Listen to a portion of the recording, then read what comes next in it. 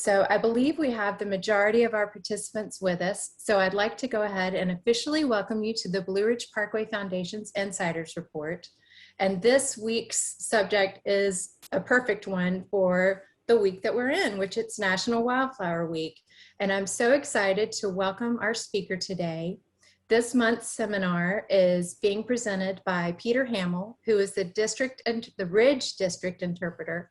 And we're so thrilled to have Peter with us once again. He is really an asset to the Parkway. And I wanted to share a little background on Peter. Peter graduated from the University of Tennessee, go Vols, and got his first National Park Service job at Yellowstone National Park in 1998. And his work with the National Park Service has included a work at Everglades and Denali prior to coming to work for the Parkway. And we're so delighted to have him with us today. So Peter, I invite you to go ahead and start. And I just wanted to share, folks, Peter sometimes has some internet access issues. So if he turns his camera off, we'll still have his slides on. So thank you so much. Take it away, Peter. Thank you. Good morning, everyone. Let me go ahead and start the presentation here. And we ran some checks this morning, and it looks like there is a delay of a few seconds, unfortunately, between when I push a button when the slide comes up. So I will try to slow in a few places to let that lag catch up. First thing we want to talk about today is just some of the neat things that are going on the Parkway right now. Over the past couple of weeks, spring has really leaped onto the landscape. And a lot of the pictures that you'll see today are from the past 2 weeks, 3 weeks, since about April 15th till today. I've been out, got a new camera, and this program is a great chance to go out and take some new photos. But I've been taking photos for quite some time on the Blue Ridge Parkway. And these shots at least are from a study site that I have around milepost 27, where I've been taking some pictures of the way that things change, and just ask you to order these images. And if you came up with the idea of year, Y-E-A-R, as the order, then you were correct in that sequence. The upper left-hand picture with the Y is the way that all these pictures got taken. I've been going to the same location each week since April of 2012 and taking a shot, you can see in this case, of the log view at that site, just to kind of see how the seasons change. It started out as a Virginia Master Naturalist project to learn some of the plants in Virginia, and happened to be an interesting year to start taking photos because it snowed. And then I thought, hey, I'm just going to come back every several days and watch these plants wither and die after they got frozen. And of course they didn't. And that's kind of one of the neat things that I'll share with you throughout this program, is what goes on in the spring as some of this biodiversity comes up here on the Parkway. The impetus for today is really looking though at beyond the blooms. You know, not every tree or not every plant has been created equally, you might say. There's an entire ecosystem out there to go and explore every day. Every minute on the Parkway is different than the previous one. I've been working on the Blue Ridge Parkway since 2010 up here in Virginia. And, you know, every year, even this year, you know, you find a new way of seeing things that you might have been to the same place over and over, but there's different inspiration, different memories, different things that come out every year that you pay attention to. And so that's kind of, when you look at it, it's very easy to look at the same view and get numb to it. One of the things I love most about this particular picture is that it's hard to tell where the mountains stop and the sky begins. And there are certain days on the Parkway, the Blue Ridge, you know, lives up to its name. And just can't help wondering when I see views like this, that what's on the next hilltop, what's in the next valley. You know, it's really indistinguishable of this infinite system that's out there, inextricably connected to itself. And hidden in those hills and valleys are these seemingly endless opportunities that you can go out for discovery, for exploration, adventure, and amazement. What you might not realize is that the Blue Ridge Parkway ranks in the top 5 of all national parks in terms of overall biodiversity. There's a number of different kinds of animals and plants that you might find out here on the Parkway. You can see we have 35 species of reptiles, 67 species of mammals identified. My favorite before I started this program here really was looking at birds. I love birds, and studied plants in high school, and then kind of switched over. My dad's an ornithologist, so my genetics were more bent towards feathers. And birds are one of my favorite species that come back this time of year, along with the wildflowers. But you see we're in the top 3 for all national parks in terms of amphibian species, and top 3 in all national parks in plant species, with over 2,074 species of plants so far identified. But the question is, why do we have so much biodiversity here? When you look at it, it ranges from past climate events like the ice age. We have the range of elevations, our weather and climate, the geologic substrate that's underneath that provides different nutrients and soil conditions for growing in, various slopes, some of which are wet and dry. It's really a neat place. If you look at the last ice age, as one driver of that, there's a species that can be found on the Parkway called the wood frog that lives up high around milepost 91. There's a pond, and in the spring and February and March, while it's still cold and certainly still winter, you find these wood frogs that are breeding here on the Blue Ridge Parkway. But the wood frog also happens to be the only reptile or amphibian that's in Denali National Park in Alaska. And when I found that species here, I felt like I was kind of back home in Alaska when I worked up there for 6 years. And it was really eye-opening to think that this is a remnant of the last ice age that got pushed by the ice and remained at these higher elevations. And you can see how that purple on the map is its home range. So this is an Arctic species that's kind of hanging out at the higher elevations. And then others, you've probably seen the Virginia opossum. That's a great example of a southern species, a more tropical species that's moving its way into North America following the ice age. And this mixing of species at the higher elevations that might mimic more of the Arctic type species, and the lower elevations that mimic more of the tropic or temperate type species, is one of those drivers that helps this Southeast have such a myriad of species to go out and explore. And really in the spring, you see it in a lot of different ways. There's a lot of beauty out there this time of year, especially if your eyes have been tuned to those browns and grays of winter. This program is not designed to be a wildflower identification program by any stretch. There's a lot of guides and apps that can do a much better job of identifying plants for you than I can. But what I wanted to do is help you get an idea of it, some of the inspiration to go outside and to look for some of the things that the plants do, the cool things that you can see going on the plants. You can see a lot of the different kind of blooms as these slides pass by. All of these photos, again, have been taken, or most of them at least, taken since April 15th till now.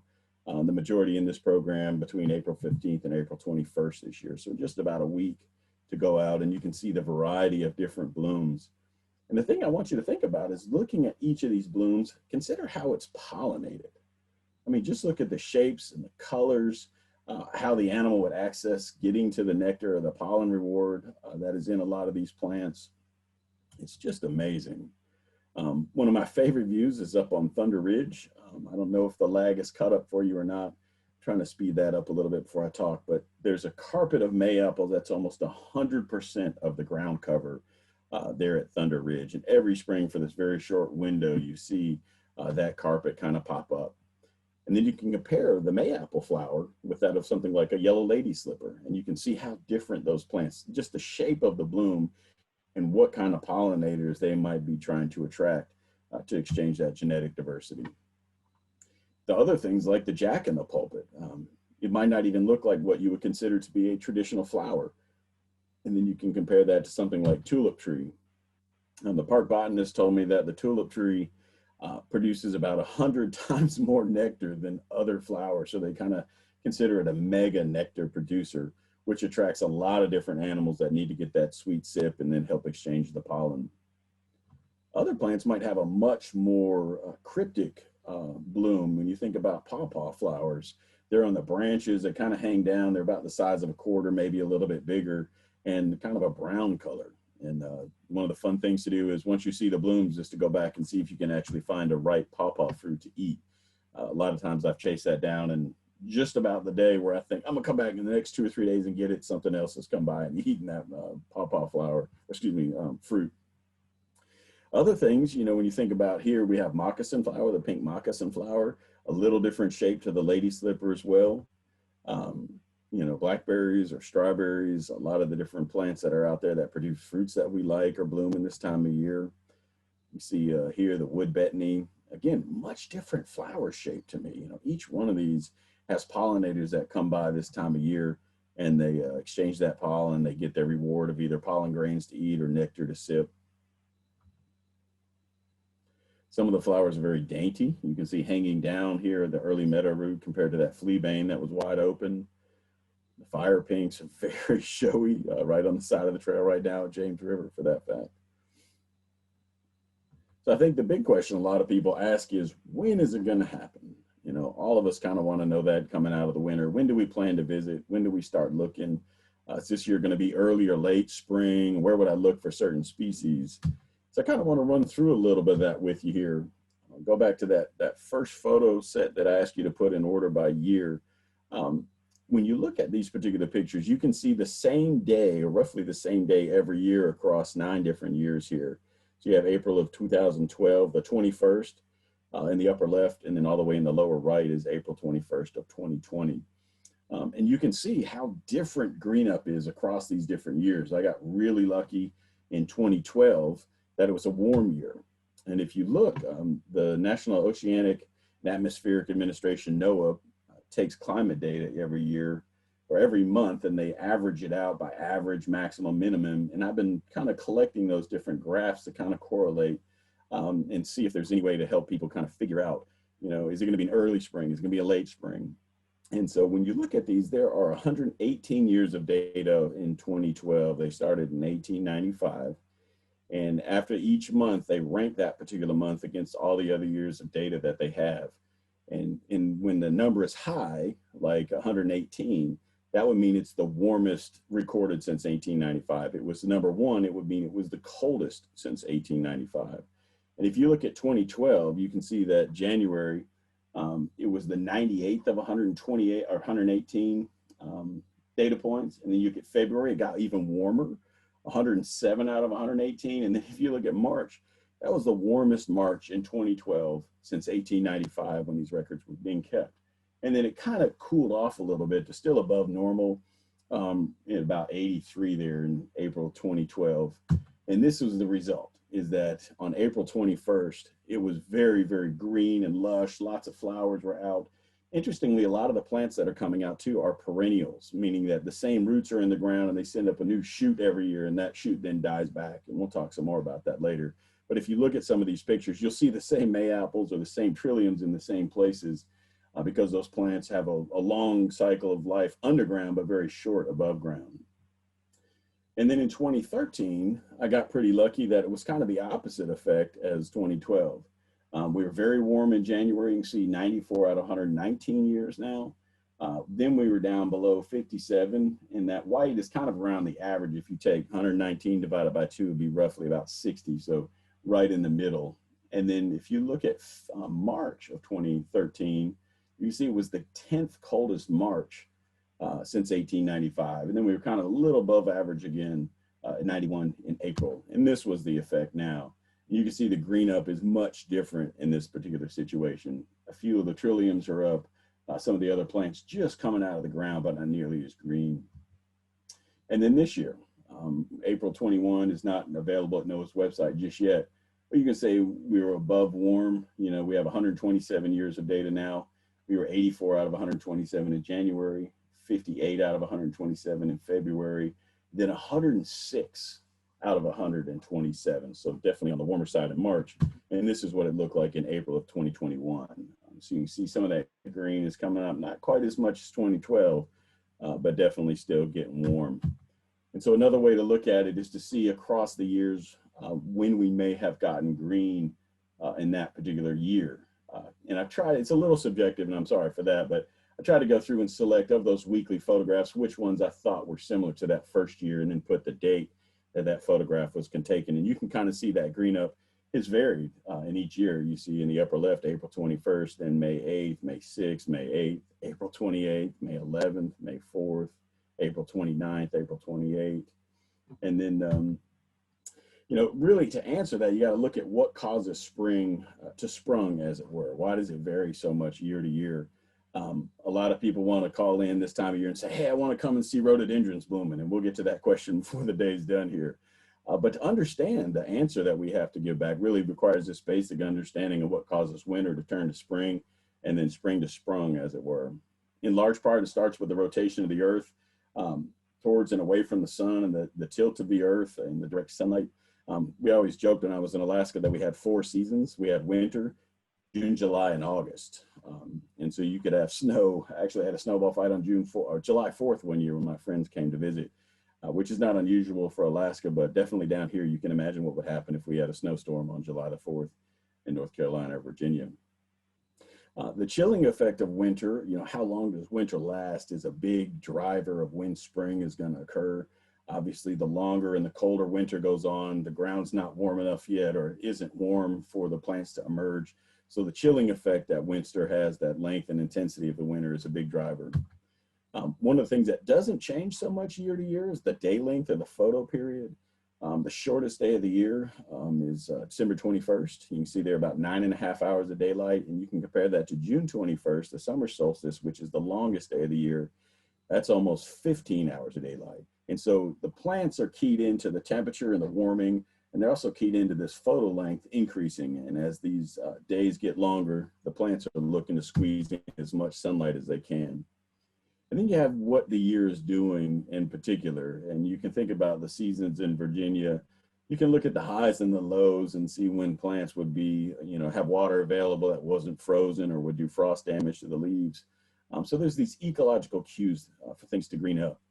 And each year is different, but there's also that trend, that usually you think of April as being, could be spring, could be late winter, but you think of June as being definitely more towards summer than more towards winter. The range of elevations plays a lot to do when things green up as well. For those of you, you probably heard that the Parkway's highest point on the motor road is just at Richland Balsam, just over 6,000 feet. But you may not realize that right around the James River, milepost 63, is the lowest places on the Blue Ridge Parkway motor road. It's only about 649 feet around Otter Lake. And so that range of elevations of almost, 5,000 plus feet, it gives a tremendous variety of different habitats for plants to grow. When you look at these images, one spring I wanted to look at the role that elevation played in green up and sort of what happened at the base of the mountain all the way up to the top. And you can see that as you go up the mountain here on this particular date, I think this is April 20th of 2013, the low right corner is the 775 feet just climbing out of James River. And the upper left is where the Parkway crests out on Apple Orchard Mountain, about 3,950 feet. And you can see how the leaves and even the ground cover change as you go up. Another way to look at that, you can see this graph. The graph actually shows the elevation trend as you climb up Apple Orchard, but also track the temperature as you went up. And you can see in this particular case, it was 14 degrees cooler on the summit of Apple Orchard on the top of the mountain than it was down in the valleys. And so even the valleys felt kind of warm and springy. You can see how that affects the green up. As you go up, you lose the green and kind of transition back into the brown. These are, basically the foot of that climb and then the top of the climb on April 20th. But then look at it again from a different lens. The one on the left is May 21st, and the one on the right is April 20th. It's almost a month later, and you can see it's just starting to green out on the top of the mountain. And this is important for people when you're planning your trip, because if you start out high and then come down low, what you'll be able to see is going from late winter to early spring. If you want to look at it the other way, you can start low and go high and start out in late spring, early summer, and kind of trend back towards winter. You can see in this bloodroot photo, it was in seed down around milepost 65, which is at 775 feet in that realm. Excuse me, sorry, this one is saying 2,500 feet. And then May 3rd is up around 3,500 feet, still kind of going into bloom. So the higher up you go, you might catch it later in it, or earlier in its cycle, and down low later in its cycle. And that's really important. I just hiked down from Apple Orchard Mountain this past weekend, and up high was just barely early spring, no leaves out. And by the time I got down to the James River, about 2,300 feet lower, there were just leaves everywhere, and it was a tunnel of trees. The weather is different even when you get up high. It was definitely cool when I got out of the car at Petite's Gap. I almost needed a jacket, and by the time I got down, I had stripped off my long sleeve shirt and my pant legs and had shorts and a t-shirt, and still sweating by the time I got to the river. And so on this particular day, I left the river and it looked like it was going to be nice all the way up, and you can see it was fog, cloud, and rains at the top of the mountain. So even those growing conditions change based on the elevation, what substrates underneath, and all that plays in our favor when we want to go look for plants and diversity. the more change in variance in your habitat that you're exploring, you might going to see a lot of different species and interactions. This is the large flower trillium. This is a good example of my study site of a plant that carries out its life cycle in a race for sunlight, basically. It's a very short plant, not going to grow above your knee. You can see in these photographs the life cycle this plant is taking. April 11th, it's not emerged from the leaf layer in 2018. You can see it just coming out on April 16th. By April 30th, it's flowering. By May 17th, it's already gone to set seed. And then you can kind of compare here that in less than 60 days, that particular plant is not above the ground and has already died back and has completely disappeared. Another way to look at this, if you look at the above ground, this is what they're racing. A lot of these plants are trying to squeeze in their above ground life cycle. A lot of them, you know, perennials. They're the same root that's going to send up the whole above ground foliage and go from foliage, recharge the roots with sunlight, set flower, set seed, and then die back and try and do that before the leaves come out. And so here's a case where this one particular plant, this large flower trillium, you can see how its life cycle compares to the leaf canopy overhead that will soon choke it out and starve it for sunlight. So here on April 30th, it's actually flowering, yet there doesn't appear to be any leaf burst above it. But by May 17th, you can see the leaves have come all the way out in about 2 weeks, and now it's going to have a lot more shade, so it's already setting seed, and the plant is starting to die back. By June 3rd, here, June 2nd, you can see it's really starting to die back, and then by June 10th, you can almost not find the plant at all. And so it's squeezed in its entire above ground life cycle here in less than 60 days. And that's a key when you think about getting out, is where you're going to go and how long can you be there to see the changes going on. So when you come, I'd encourage you to think about how you're going to visit. You know, a lot of people ask, does it really matter? I mean, this one person here in this particular photograph, is the cyclist having a better or worse time than the people driving in the van? That's always a question I have. You think about the vehicle comfort, the speed. You can carry all your gear with you, talk with friends. You can cover a lot of miles every day in a car, insulated from the outside, muffled from the sounds, but you're pretty much too fast to take in what's around you. Plus, you're going to exhaust fumes and pollution to the environment. It's a little more expensive than a bike ride. But if you think about cycling, you get some exercise, fresh air. You can almost instantly stop when you look down. If you see something you want to investigate, you're a lot more in tune with your surroundings. And so thinking about that, what about walking speed? You know, how often do you get out of the car and just walk some trails and do that sort of thing? And how much do you get off trail sometimes and explore what's not on the trail? And so the way you experience the Parkway is really critical to what types of things you're going to see and what type of adventures you might find. And I always think to myself that a lot of people can tell you how many miles they've driven on the Parkway or how many miles they've hiked on a trail. But I think if you want to find out a real dedicated wildflower enthusiast, ask them how many miles they've crawled on the Parkway. That is an indicator of somebody who's really spent a lot of time out there. What I mean by that is plan some time to get some close-up belly time with a bloom of your choosing, you know, to kind of watch just that one bloom, just that one plant, and see what sort of life unfolds in that small area. It'll really change your view of the world to see it from a different perspective. But while you're out there, this was the inspiration for the title of the program, Look Beyond the Bloom. Make sure to stay safe, but see what else is out there. You know, a lot of times some safety things come in really important to having a good experience on the Parkway. This was a brown water snake that my daughter found while we were looking at these flowers on the St. Mary's River. But, you know, watch where you put your hands and feet. You know, if you can't see where you're going, you know, if you're stepping over a log or you're trying to reach down and pull a bloom or look at some foliage, make sure you look around before you put your hands and feet there to avoid any surprises that might be lurking in the shadows. You know, there's a lot of creatures that are out there in search of the perfect bloom. Watch out for some of those that have stingers, if you will. I always seem to find a yellow jacket nest somewhere out and about.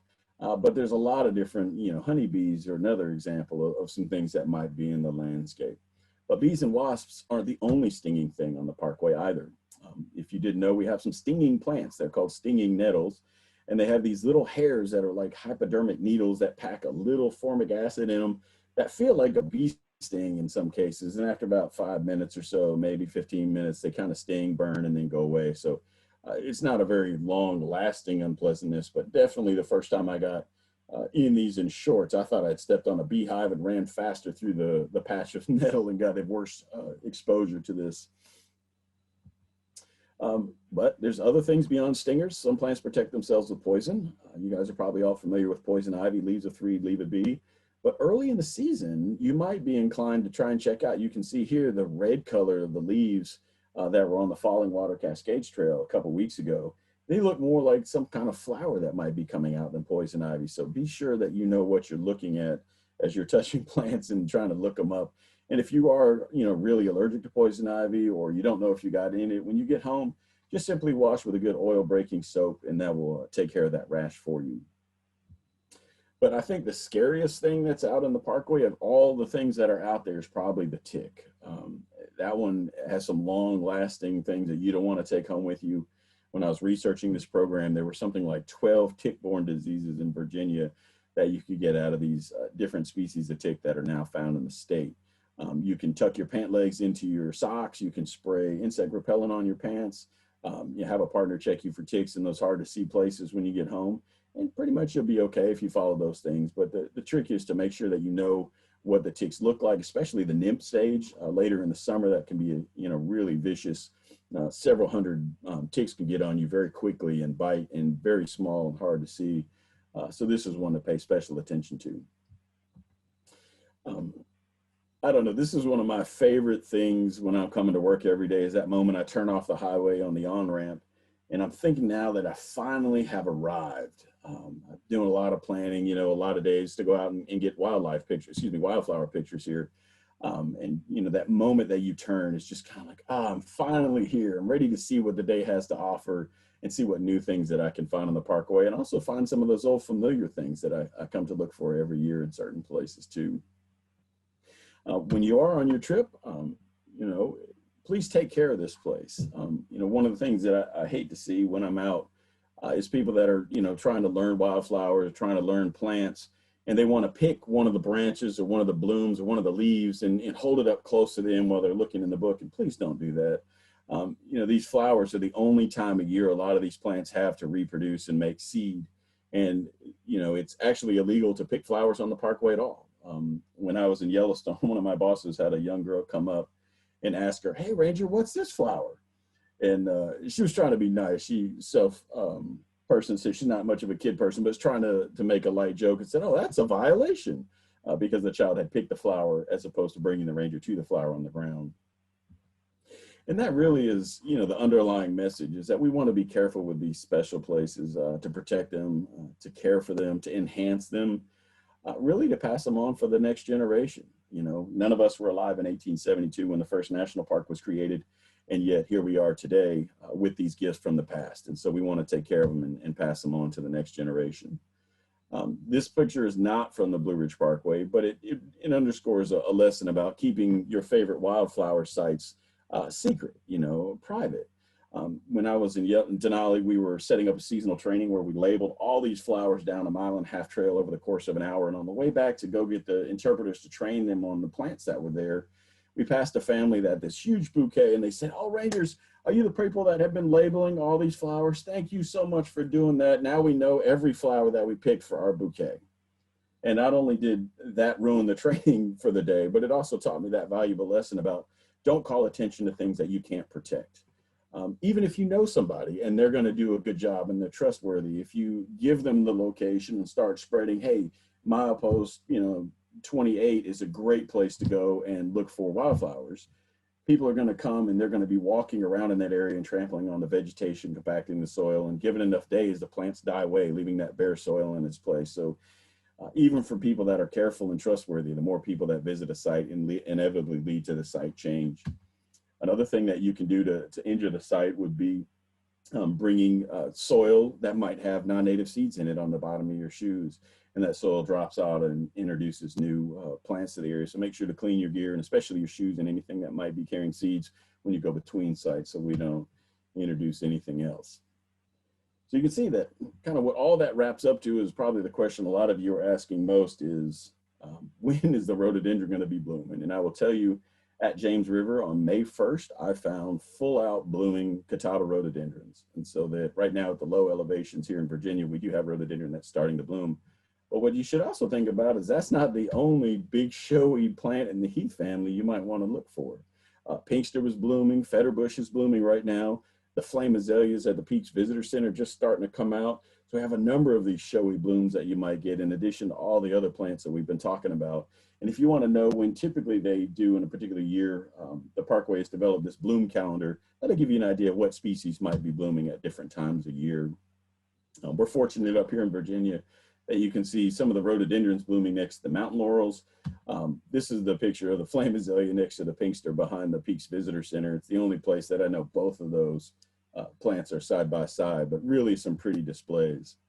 When you think about the purpose of that flower structure is really to reproduce.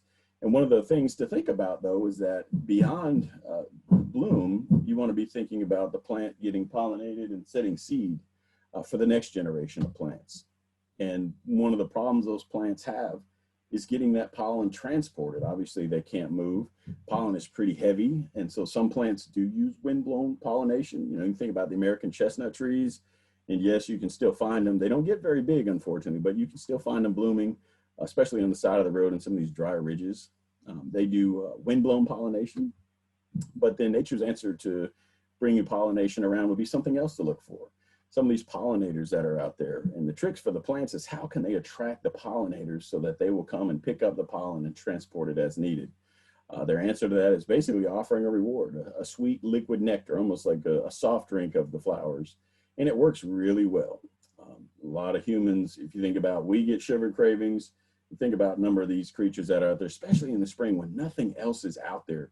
These blooms offer a really important source of food for these bees and some of these flies and gnats that are out there, even beetles and ants in some cases. These early spring flowers are offering these rewards. And that's really fun to look at. The Dutchman's breeches this time of year, the queen bumblebee is apparently one of the only insects with a strong enough proboscis to force its way up and to get the nectar in these flowers of the Dutchman's breeches. Some of the other insects have learned they can just bite a hole in the side of the flower and get the nectar reward as well. But the pollen isn't there, so that doesn't help the Dutchman's breeches cross-pollinate other plants as much. Other plants, like this particular Dutchman's pipe, have some hairs inside them that the gnat or the small fly goes into that tube, and the hairs kind of act like a barbed wire fence that don't allow them to come back out until the flower gets pollinated and ripened. And while they have that small fly trapped inside, they give it shelter and some nice nectar in there to keep it happy until it comes out and goes on to the next flower. Other flowers are very cryptic. You might not notice. For a long time, I didn't know that the wild ginger, I kept looking for the bloom on this one like May-apples, and it's there at the foot of on the ground level, just laying there. And this one might be pollinated by ground walking things like beetles that come in and out down low, ant and beetle pollinated. Other flowers attract with fragrance, to get things in there. Carrion flower, just like the name suggests, attracts things that eat dead meat. And so here you see flies that are coming in for this particular plant to be attracted. So it's good to smell each flower and see maybe what it's trying to attract. These blooms have an entire ecosystem on top of them sometimes. You can see these ambush predators that are hanging out on top of the blooms waiting for an unwary pollinator to get within striking range so they can get a meal. And then after pollination comes a seed dispersal. Another great thing to look for beyond the bloom. Some of these plants are windblown seed distribution. You have some that come down. I used to love playing with these as a child, trying to see who can throw their maple seed or their ash seed, these little helicopters, the farthest. Some seeds are, locked up inside a cone and protected from elements. You have a reward for some of these seeds to be dispersed. And I think it's really neat to think about, that these little blackberries, raspberries, blueberries, whatever it might be, offer you just enough that you're still hungry and you want to eat a bunch of them. So you digest them and then you go a sudden distance away and deposit those seeds in a nice little fertilizer pile sometime later. And so the plant then has its seeds deposited in a nice area by offering you reward. One of the neat things to think about is who's in charge of that though? Are humans in charge of our diet and we move plants around, or do plants lure us to carry around? The apple is a great example of a plant that started in Central Asia long ago and is now spread all over the world with apple orchards growing all over the place. Some of these other non-native species, not to, Appalachia, that you might find, things like vinca or periwinkle. When I was researching this, program, I came across a name that I just love for it. It's called graveyard grass. And people brought this plant from Europe and Western Asia. And when they moved to North America and their loved ones died, they would put little pieces of vinca on the grave. And this is such a hardy plant, it would take root. And these patches of vinca still remain. So as you're hiking through the forest, these symbols of their love for their family members continue to grow out in the woods. And that biotrash, these non-native plants, remain long after the families have forgotten or moved away from their house. And so while you're out walking and you find some of these non-native blooms that are out there, pay special attention. You might be close to an old mill, a home site, an orchard, a gathering place, a graveyard, whatever it might be. Some of these plants have really insidious side effects. Garlic mustard is a great example of a plant that's not native. It can choke out other natives. It can move from sunlight areas and disturbance into the intact shaded forest, which is really scary. And it has a chemical warfare or an allelopathy. Basically, it puts out a chemical secretion that inhibits the growth of other plants. And so it can change the ecosystem with its presence. And so a lot of these non-natives have, really dire impacts on the ecosystem. And so when you look out, from the Parkway as you drive, think to yourself, how do we care for these places? What can we do to pass them on to the next generation? Habitat change carries these huge cumulative impacts on all the native species. You don't want to add anything to the biodiversity and you don't want to take anything away from it. We don't want to fragment these living spaces. We don't want to reduce food for the native animals that depend on it. We don't want to introduce any pollution, no non-native species or any of these other hazards. It's important to note that they all add up. They're cumulative, one after another piggybacks on. You never know quite when the straw that breaks the camel's back will come. These parks are islands of refuge for these native species in this ever-changing landscape.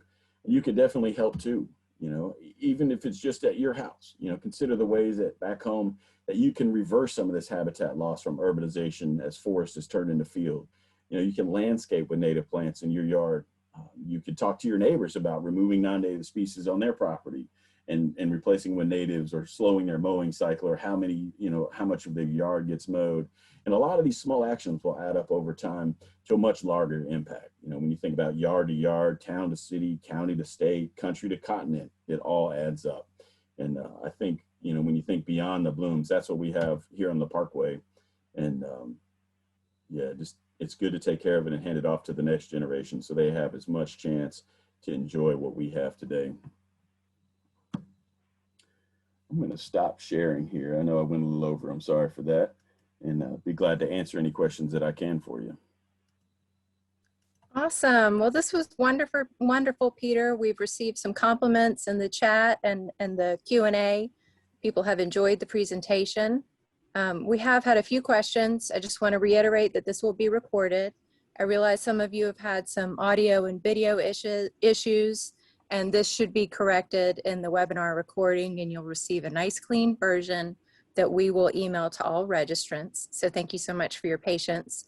So two of the questions that we have had come up, Peter, during your wonderful presentation, thank you so much, where one was a particularly rare example of a wildflower along the Parkway. And I know you touched on some of this during your presentation, but do you have any sense of an example of something that is rare along the Parkway?